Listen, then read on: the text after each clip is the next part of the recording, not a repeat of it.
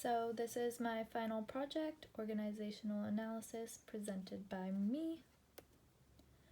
The company that I'll be analyzing today is my mom's business, Tigard Physical Therapy.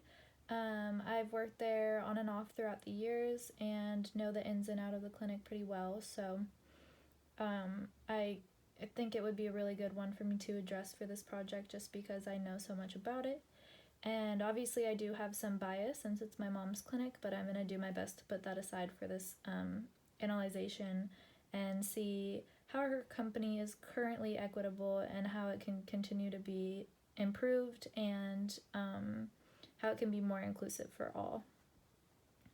She's been in business for a decade. She really wants to expand and have more clinics. Eventually, COVID-19 has kind of set that back for her. But it's definitely a small healthcare business. She has 3 PTs working, including herself, and then 2 PT aides.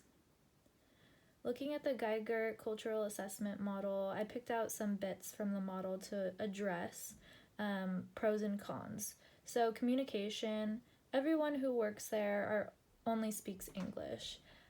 This can definitely be hard to accommodate in small business. You have a smaller pool of staff, so there's less of a likelihood that you're going to have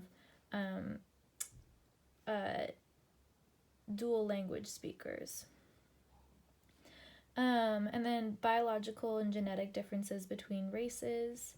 I think this is addressed well because the therapists are all required to take diversity training, either in PT school or in addition to work here at Tigard PT, but the aides aren't required to take that. So maybe getting them to take a class could be beneficial, a diversity training class. And then in the initial assessment, they go over comfort levels and preferences to accommodate for individuals, cultural norms, and just to make them feel more comfortable. And I think this is really important because, every person is different. Every person has a different feeling about touch. And so just addressing that when you first meet them in the first assessment is the best way to do it as a PT so that you can give them the best care for who they are as a person and what they value. How does this impact the population they serve? So there's not enough of a demographic to have a translator present. I mean, it really is a predominantly white area, and there's not a lot of people in the area that don't speak English. Also, it's just not really feasible for a business this small to afford a translator in person at all times. So yeah, this can definitely stray non-English speakers away. I mean, they do have a Spanish-English dictionary. I've seen it the entire time I've worked there. I don't know that they've ever used it, but it's there to accommodate, but I don't think that really appeals to anyone on either side. It's just so difficult to communicate even with a Spanish-English dictionary. And also that just addresses the Spanish population and not other languages. Therapist diversity and training, like I said, is required to work at TPT. So this can help to improve people's knowledge about how to perform inclusive care and why it matters. And but a question I had was, how would someone know this before scheduling an appointment?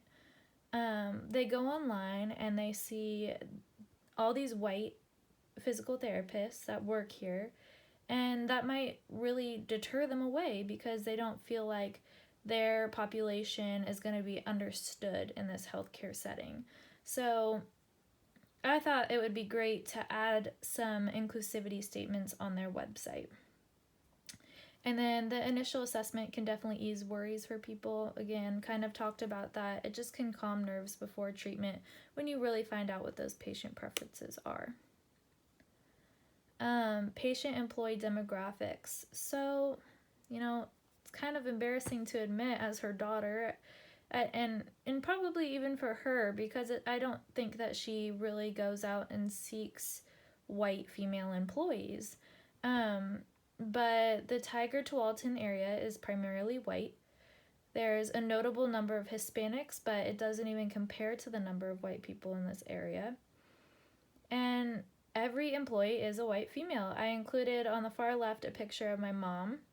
And then her 2 other PTs, I blocked out their eyes just for some kind of disclosure since I didn't ask for permission to use their photos. I'm sure they wouldn't have cared, but yeah, so it's difficult to hire a diverse population when you're already located in not a very diverse population. The majority of physical therapists are white women. This is kind of the same in the nursing population. I think there's definitely a lot more males in the PT field than there is in the nursing field, but overall, it's primarily dominated by white women.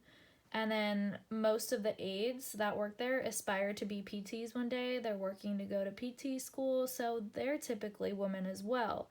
So it's really hard to find a diverse population to hire within a population that is historically white in an already predominantly white area. And that's a mouthful, but it really makes the process difficult for my mom to do and to seek out people that aren't just white women to come work for her.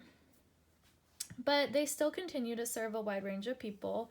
In the several years I've worked there, I've worked with people from the LGBTQ community, many different races, cultures, ages, and backgrounds. I think they've done a really good job of being as inclusive as they can, and part of that probably has to do with the diversity training of the PTs, but I also just think my mom really hires compassionate people. And so while their staff poorly represents diversity, they have continued to take in so many diverse people and make them comfortable in that space. But like I said, people might still be turned away if they feel uncomfortable or underrepresented where they're seeking healthcare. So kind of a repetitive PowerPoint, but I just wanted to make sure I hit all the topics that were needed. So what groups are affected? Non-English speakers, those with English as a second language, and then those from diverse populations who would feel uncomfortable in an all-white female setting.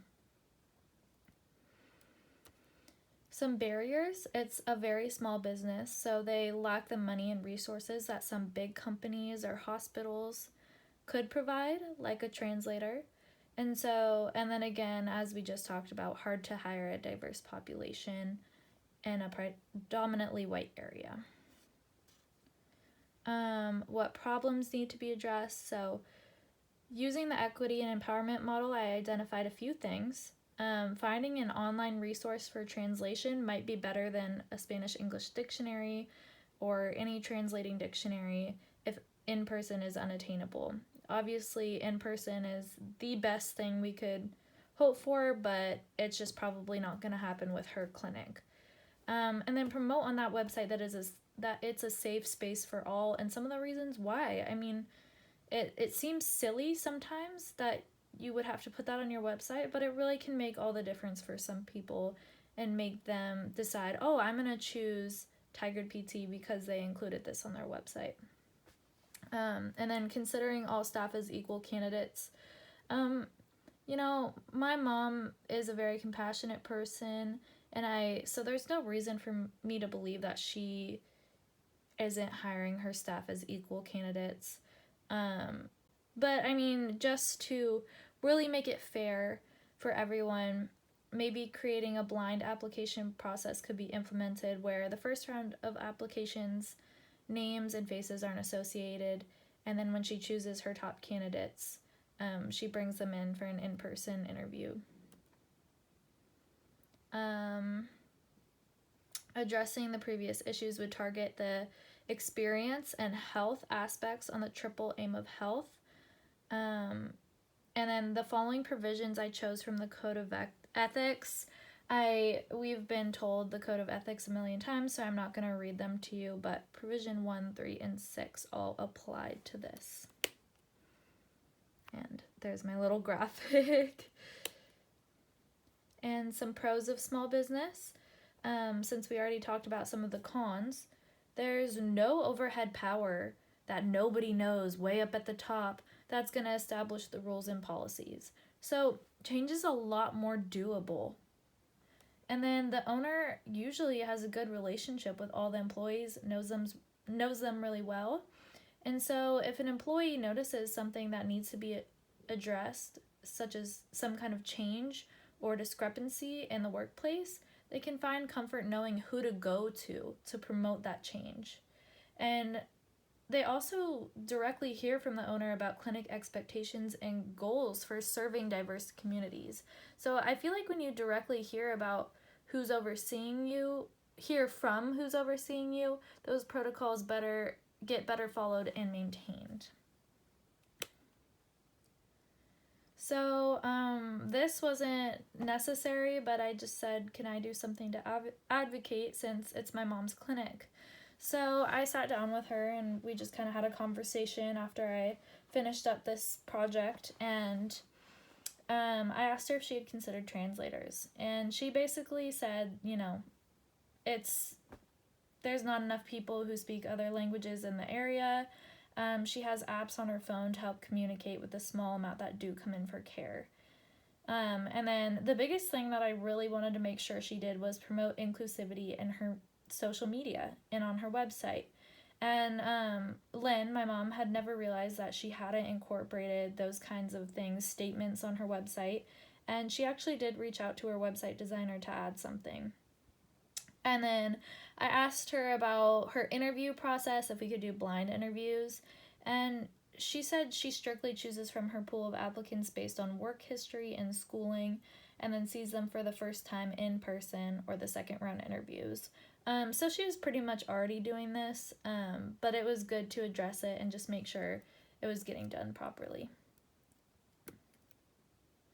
Change starts with advocating. So I had that power by knowing my mom, having a relationship with my mom, who is the owner of Tigered Physical Therapy, to help create that change. So note your opportunities to create change if you notice a policy in healthcare that doesn't line up with the